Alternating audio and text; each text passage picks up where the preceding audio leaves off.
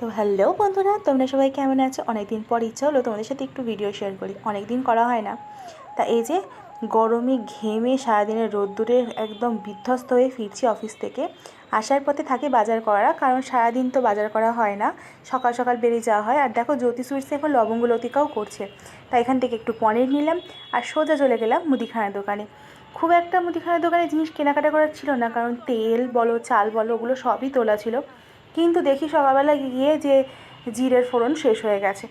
তাই এই দোকান থেকে আমরা সবাই যেন বারাসাতে যারা থাকবো, হাটখোলা যাওয়ার পথে এই কাকুর দোকানটা পড়ে, তাই টুকটাক জিনিস আমি এখান থেকেই নিয়ে থাকি। তাই এখান থেকে জিরেটা নিয়ে নেব। আর তারপর আমি মনে ছিল না, কিন্তু আরও কয়েকটা জিনিস আমার নেওয়ার ছিল। তা কী করা যাবে, বারবার বাড়িতে বলে যে একটা স্লিপ করে নিয়ে যেতে, কিন্তু আমি তো ভুলে যাই, বারবার একই জিনিস করি।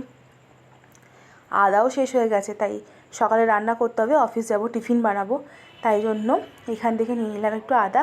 আর এইটুকু আদা, সেটাও নাকি 12 টাকা দাম।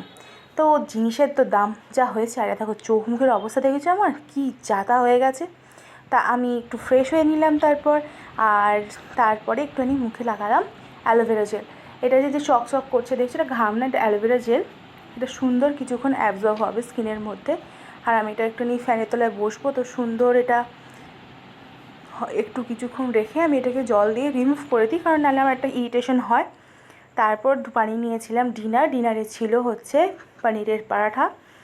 জাস্ট কিছু না, ওই পনিরটা নিয়ে এসেছিলাম, ওটাকে ম্যাশ করে তার মধ্যে একটু নর্মাল জিরে গুঁড়ো, ধনে গুঁড়ো, লাল লঙ্কার গুঁড়ো আর নুন, এই কয়েকটা জিনিস দিয়ে মেখে ওটাকে দুটো রুটি বানিয়ে তার ভেতরে স্টাফ করে পরোটার মতো ভেজেছি।